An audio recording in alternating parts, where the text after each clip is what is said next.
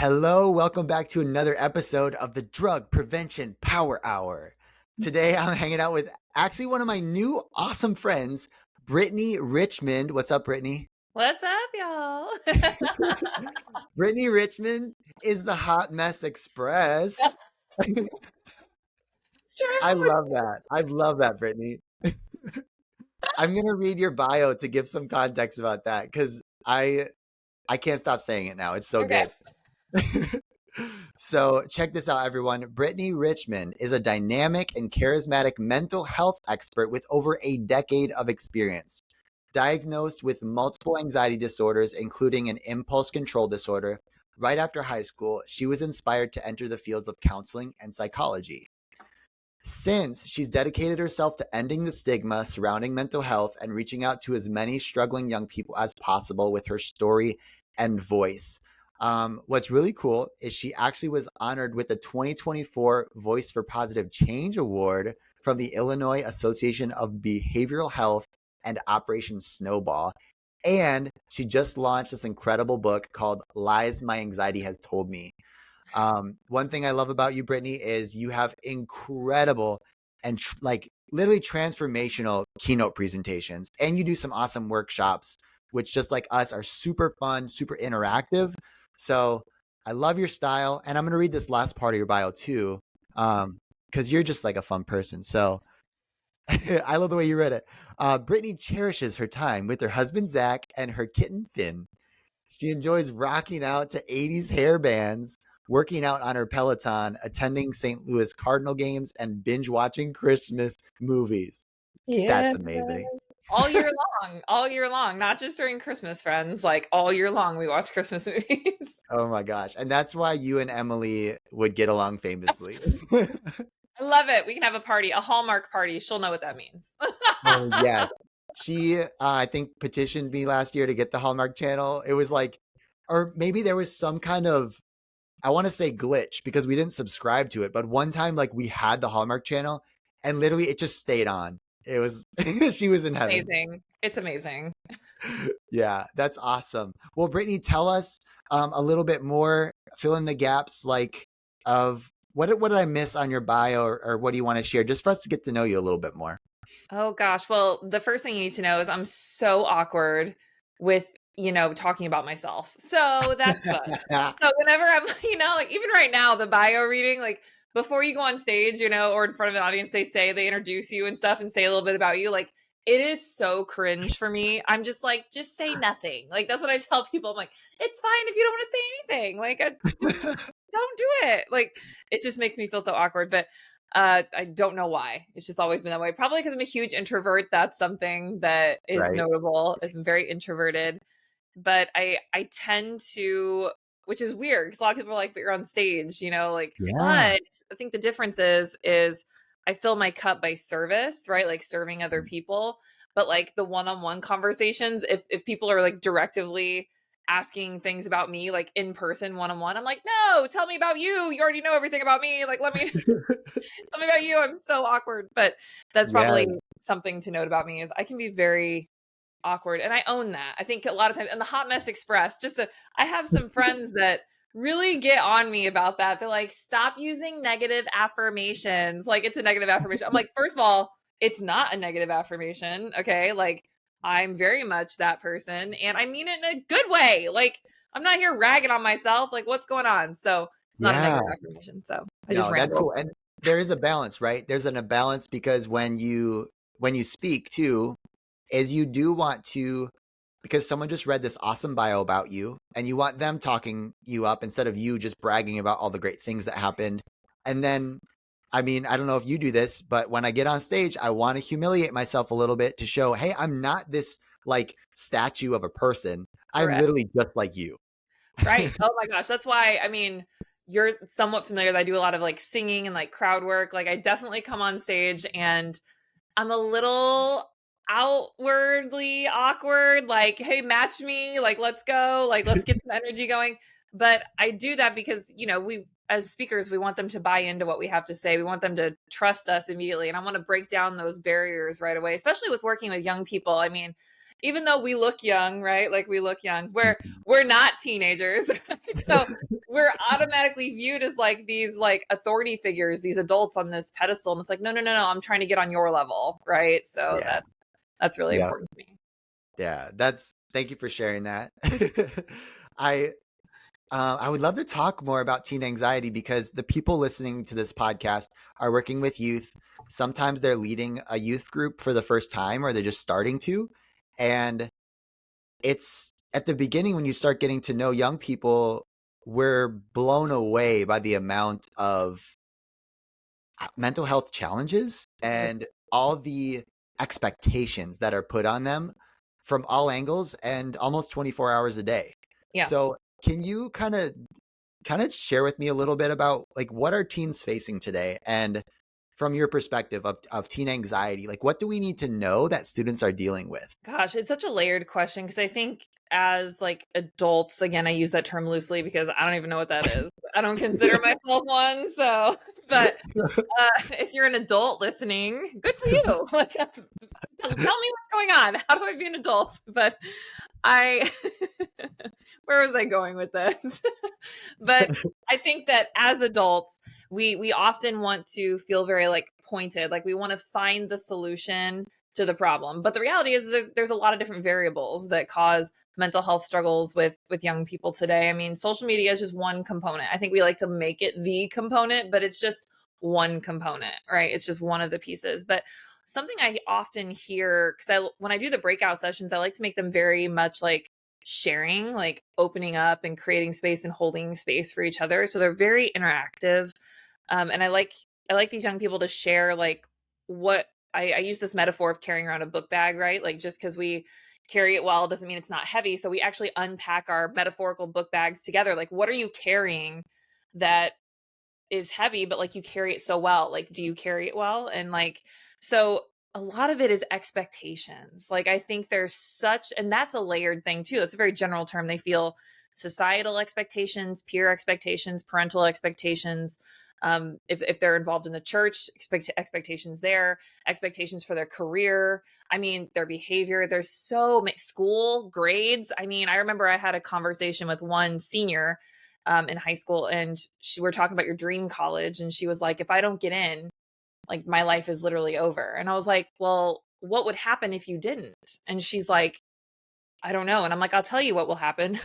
You're going to get into another college," right? Like a different college, and you're going to thrive there. I think these young people are latching so hard on not failing that they almost can't see the fact that failure is feedback. It's absolutely important for us to quote unquote fail in life to learn and grow and build resilience. And we see them avoiding failure on all fronts, by trying to fit in and have these moments of perfection with their peers or society, that it leads to these almost identity crises. We see like anxiety and depression really start to, I mean, that was my story. It's a big part of my story is I was working so hard to fit in that, I was doing things that were inappropriate, engaging in risky behaviors, substance use, especially in college, like really heavy into like drinking to cope. Like it all comes together. Right. And so challenging them to really kind of dissect what they carry around and why is it heavy for them? Because everybody's carrying something. Yeah, and that's one of my recent epiphanies too about expectations and peer pressure even because in our field they talk about peer pressure. We don't talk enough about expectations and anxiety because that's one of the root causes of why students are saying, "Oh yes, that's why I vape. That's why I started using cannabis products or things like that." Is they think it's a solution to their mental health problem or their challenge when in reality it's Right. more like a band-aid and Right. it makes them feel bad for a moment, but the problems come right back. But what what is so healthy about what you're teaching and your interaction with students is it does help you realize that number one, failure is okay and it's part of your journey. But two, there's things you cannot control in life and there's things you can. The outside pressure is something we let in too easily. We like being resilient to that is probably a skill that we can learn to say, all right, this is their expectations of me, not mine. Here's Mhm. my expectation of me, and here's what I do to fulfill that expectation because I have a high standard and my goals, but the rest of it is all on them. Which I think it's a very healthy way to look at things. But when you're surrounded by your peers 8 hours a day, and then you are looking for their feedback and that dopamine hit online from people liking and stuff like that, Mhm. it's tough to be reminded of that sometimes. Yeah, oh my gosh, I agree with everything you said, and just to, like, uh, uh, even the peer pressure piece, right? Like, just constantly trying to, uphold this image or be friends with certain people or do what they do because, I think a lot of it has to do like the peer pressure, we let it really get to us because we don't have ownership over who we are. Like, we don't know who we are, we're not, or maybe, because when you're young, you're kind of figuring it all out, right? But we see a lot of young people compromising already internalized morals and values because they want to fit in. So the fact that we hear this generation all the time, and I think every generation kind of did it, but this generation is very much like, accept me for who I am on all fronts, right? But so I see this generation right now that's very much like open-minded, open-hearted, and all these things, but at the same time I'm like, I actually see you all trying to be like everybody else. Everyone's trying to fit in and conform to these groups, but I'm like, is that really who you are, or are you doing it because they're doing it, or because, you know what I mean? So I Yeah. think we've seen that in every generation. It's just interesting because they're very much so loud about it right now on a lot of different fronts. And I think Yeah. that when you struggle with that, it leads to things like mental and emotional health struggles. And like you were saying, that's why a lot of kids vape. That's why they engage in substance use or risky behaviors in general, is they're treating the symptom, not the cause, right? So that's something Ooh, I like that's to great. challenge adults with too, like especially, teachers, people in authoritative positions over teenagers or young adults and kids, is like, we're treating symptoms, not the cause. So while yes, that feels good in the moment and it really helped in the moment, like, what's triggering the anxiety or the depression? Let's do that. Let's focus on that behavior. Ergo, all these others in theory shouldn't occur, right? So, Yeah. Oh, absolutely. And I think what's cool about the one-on-one conversations we get to have with students after the presentations is sometimes the epiphany, it sometimes it happens in the moment. A lot of times it happens after because they have, lessons or activities or they test what you said. I had this student afterwards really challenge me on what I shared about cannabis products. And he's, Jake, no, I use cannabis products. It really helps me. Here's my symptoms. Here's what happens when I use. And we probably sat there talking for 15 minutes, me nice. just listening and then having a conversation. Like you said, well, what led to this feeling that you had? And then you use this to cope. What happens in between each time you use? Are your symptoms getting better or worse? And so you're just ask questions for them to get this epiphany of, wait, oh, it's not actually serving me. It's bringing me farther down the problem. Actually, Yes. that's the tough thing about, for anyone listening, they, whether you know this or not, this is a good stat to remember, is that young people who begin using marijuana regularly, you're 3.5 times more likely to attempt suicide within your lifetime because you're Mhm. 5 times more likely to develop psychosis. And Mm, psychosis is such a big deal, bipolar disorder, anxiety, depression, suicidal thoughts, like mhm. it's such an umbrella. It's a scary thing. Um, but so to tackle the root cause issue is so, so important. So Brittany, how do you do that? I don't know if you want to tell us about your book or a little about your speech or some tips, but like, how can we help people with anxiety? Well, like we said, so we got to get to the root cause, but to kind of go off of what they're doing now, and not every young person does this, but it is easily accessible for them to acquire these things that, are more risky in terms of like the coping. If you go there, it's their coping mechanism, right? And the coping skills are going to look different from person to person. And I think that that's really important for teenagers to know, is there's not one solution. They see a friend who's struggling, coping this way, ergo, that must be a good way for me to cope with it. But, I challenge them, like, how you feel, emotional or mental health struggles is different than how I feel it. So how we cope with it's going to be very different. And I always challenge them. I'm like, if you're coping, it should be healthy and serve you, as in, like, does this move you forward physically, emotionally, in your education, financially, spiritually? If it doesn't, it's just a no. There's no gray area in terms of healthy coping skills, in my opinion. Like, is it healthy and does it serve you? If it's a no, it's not a good thing, right? It's just not. Right. But so the real question is, like, how do we get to the root? And so the main thing that I talk to teenagers about is a big thing I write about in the book. It was my own epiphany, if you will. And it's just, I tell myself, I'm like, this is so ridiculous because it's so simple. It's not easy though, right? I think Mhm. that's the big thing, is it's so simple. It's just not easy, because I hear young people right now, they very much created this space for mental health. Like, this generation has created this conversation around mental health to end the stigma, and I admire them for it, because of them I have a platform, and because then comfortable to share my story. So, and the simple solution is just how to talk about our mental health struggles. We often hear people say, do this, cope this way, or do this or do that, and it's like, but we can't get there unless we start talking about it. Like, we always want to jump to step 4, 5, or 6, but we really need to do step 1 first, which is opening our mouths, right? And being comfortable opening our mouths about it.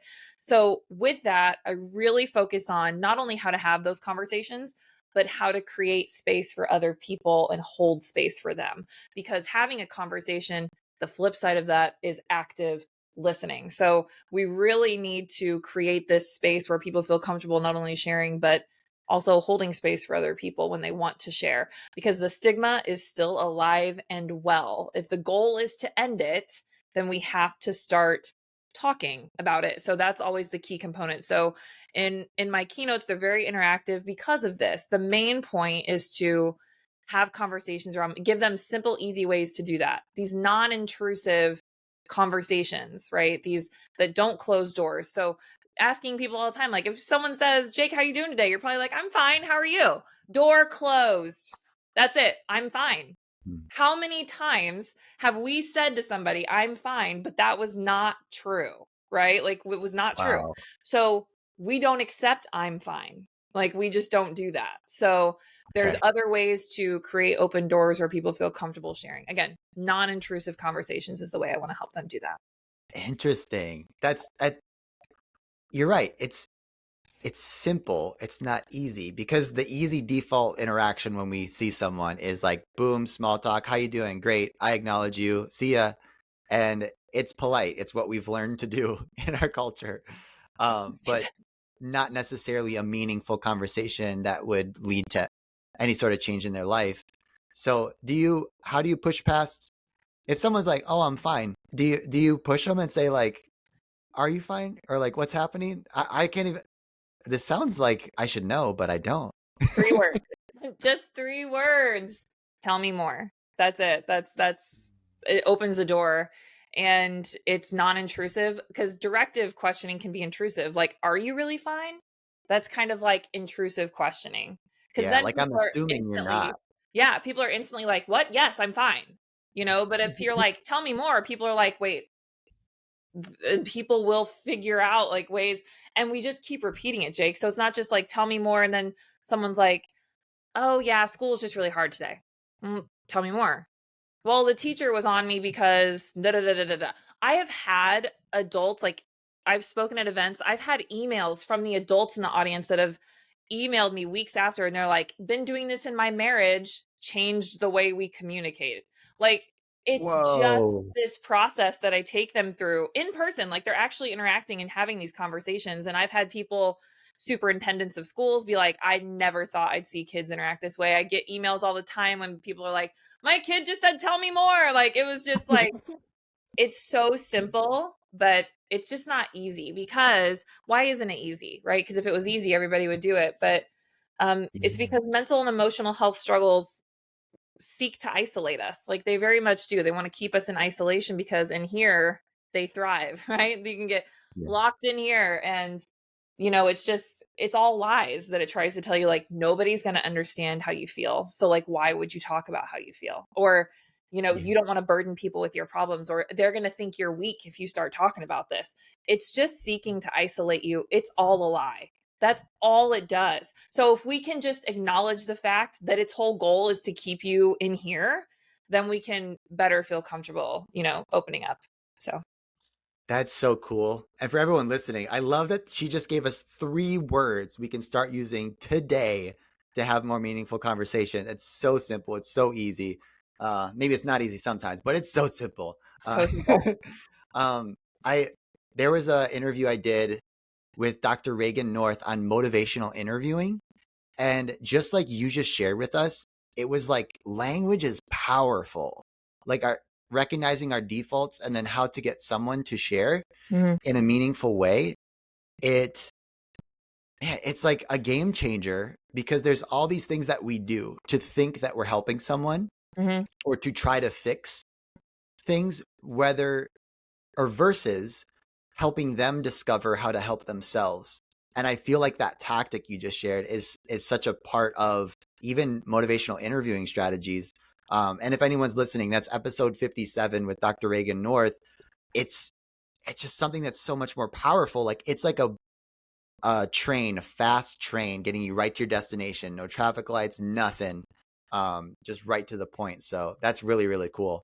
Yeah, and So I think it's really important to note that, like, I think a lot of people feel like they don't create space for people with stuff like this or ask them how they're doing because they don't have a solution. Nobody's asking you to have the solution, right? I think that's really important. And I challenge young people too, because one of the lies and why we don't talk is because, they're not going to understand me. So what's the point? Well, we don't need people to understand how we feel in order to help us. I think, and I always say, if you go to the doctor because you have a broken arm, is the doctor going to say, hey, hold on, I got to go break my arm first so I know how you feel so I can better treat you? No, they don't. They don't need to understand that you're in pain and how to fix it. They just know how to do that. And so I challenge wow. young people with that too. Like, people don't have to, and plus, we don't want to put that on other people. This whole relationship between talking and active listening, it's a two-way road. I think oftentimes when we're struggling, and I know this from my own personal experience, so I feel like I can say this, is you want so badly for everybody around you to change how they're behaving in order to make you feel better, or I need you to understand how I feel, or why don't you get it, those sorts of conversations. But that is so unfair of us to put on other people. So this is that ownership piece over your mental and emotional health I really talk to students about, is you have to own this. This is you. You're actually in more control than you realize, because we have choices over how we respond to certain things. So you can choose, we talk about choosing your heart and all these things. And it's just, but the more we talk about how we feel, the less power it has over us. So even if we just create space for someone to just unburden themselves, that can make all the difference in their day, in their week, in their life. I mean, Yeah. it's a game changer. So, Right. Just feeling heard is powerful. yes, yes. Yeah.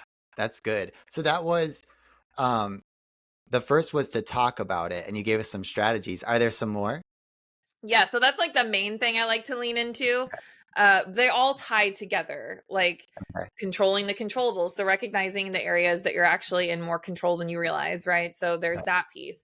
But to the other piece of coping, which is identifying and prioritizing and executing on the things that are healthy and that serve us, and how to do that.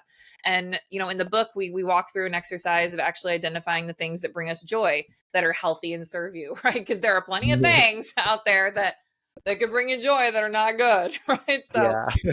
we want to make sure that we're executing on things, but not only just like executing and then being like, because like, what if it's fitness and someone's like, well, I want to try working out, see if that helps me feel better, and they end up hating it. We don't want them to stick with it. That can actually be worse. Right. Right? So how Yeah. to actually see, so testing things like, is this healthy, does this serve me, and then maybe adjusting if we need to. So it's a Okay. process, and it's a process. I think that's important for young people to know, is we want this instant change, right? We want this instant gratification, and we want it to happen now, right? But it's just, that's not how it works, right? And it's all about Yeah. consistency. So the last piece is always consistency. So Okay. That's cool. I love it. And it's so in line we give different presentations. Mm-hmm. Our topics are adjacent, but the foundations of what we need as humans has Mm-hmm. always been the same. You Yep. know, we want acceptance, belonging, significance. We want to matter and be heard and seen, and to help. And we always say this like, oh, we're in a fast culture, and we are. We get stuff We are. quickly on Amazon. We microwave stuff to eat. Like we're Right. used to getting it fast, and we always want to go faster. Mm-hmm. So even though like every generation talks trash about the one behind them and everything, is we're constantly changing, and we have to learn how to do this. And it's always a test against our values of saying, well, what's important to me? How am I going to get the things that I want in the time that I want it? Which we always want to go faster, but does it align with my values and where I want to go? And you're Yep. helping people discover that, which Yep. is really, really cool by giving them these activities and these conversations and sharing your own story. Mm-hmm. Um, so before I ask for I want people to get some contact info. I definitely want to tell them about how you work with conferences as well. But before I do that, if do you have any just practical advice, or if I said, hey, you're speaking now to, let's say, 100 people that they run these drug prevention coalitions, and they have a youth group of students that care about, saving lives from addiction. And they're speaking and leading this team. How can they incorporate something that you do and kind of steal it? Whether it's a tip on how to form a group or to open conversations, what's something they could use from you? Gosh, just, I mean, honestly, Tell Me More is so powerful, but much like substance use in general, like anything, any sort of behavior that is not quote unquote someone's normal behavior, right? If they're exuding some sort of behavior where people are like, this is not usual, this is not their normal, they've changed, or their personality is different, or they're doing these things now, it's like, just be conscious of the fact that this is an outcome, right? This is an outcome of something else. So that's why I think Tell Me More and conversations are so powerful, because we want to get to the root and address that before and by default, these behaviors should dismiss or dissipate. Like it's a common, for those of you listening, like I have a counseling degree. In counseling, what we did in behavior modification, we call it the target behavior, right? The target behavior. If we change this behavior, the idea is that these other ones would just go away, right? So like this Okay. is something that would just dissipate because you actually got to the root of the problem. So identifying the target behavior is definitely something that I would lean into. So, and I commend all the drug coalitions out there. I've worked with many of them over the last few years. You know, they've brought me in to speak at a bunch of different schools and all the things. So, Yeah. because they recognize how important mental health is with all of this, with substance abuse, with risky behavior in general, because it all just commingles. So, Yeah, exactly. And um, can you can you tell us a little bit about your ideal partner that you work with, how you work with them? And I'm gonna get you uncomfortable. Like, I want you to brag a little bit about like oh God. all right, don't.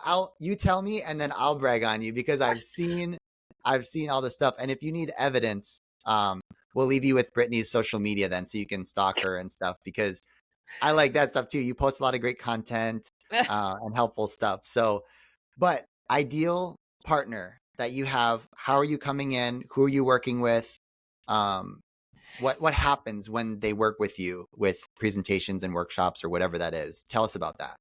I work a lot in the CTE circuit. I work a lot with drug coalitions, individual schools, teen institutes, um, grant funded organizations, a lot of countywide teen conferences. I do high school and I do some middle school, just a little bit, mostly the older middle school kids like seventh and eighth grade. And then um, I do some college as well, because that whole period of my life, like eighth grade to about sophomore year of college, was just a hot mess express in a bad way, right? Okay. Like not the good way that it is now, but high school is definitely my sweet spot, because I just know that person so well, because that's who I was, when I needed my message. And I think that that's when we are the most impressionable, in terms of like our peer relationships, who we're growing into, what we want to accomplish, our goals, our expectations, all the things. So yeah, no, I love working with all the groups, because at the end of the day, like this is the audience I'm meant to serve, and they're in a lot of different places. So it's just about connecting with those decision makers and event organizers and planners, and seeing if it's a good message for their students, because that's really important. Is it has to be. And I will say this, a lot of students advocate for me. I think the students advocate for it because I'm telling you, this generation wants to talk about mental health, and I don't think that it's something that they need one time. So when they hear a speaker, whether it's me or somebody else, they're like, again, we want more, because there's so many things that they're struggling with, and mental health is such a huge umbrella. So I specialize in overcoming and managing anxiety. That's my specific niche. That's what I do. That's my lane. And I know other speakers that do other things with mental health. So I'm also very good at connecting organizers with other people if that's what they need to. So That's awesome. And for anybody who wants to get in touch with you, how can they follow you and get in touch with you? Well, my website, super on point, BrittanyRichmond.com. So that's really on the nose. But my Instagram, my Instagram is the Brittany Richmond. I have a LinkedIn. I know people are like, that's professional. Oh, it's boring. Okay. LinkedIn is boring. I don't like it. So if you really want to connect with me on social, I'm on Instagram, friends. So Okay, that's your primary one, that's Instagram. primary. That's so good. Well, thank you, Brittany. This was such a fun discussion, and thank you for all that you're doing. I think I'll say the same thing to you for the people listening is you have a unique ability to say something that maybe someone else has said before, but they needed you to say it in order for them to change their life.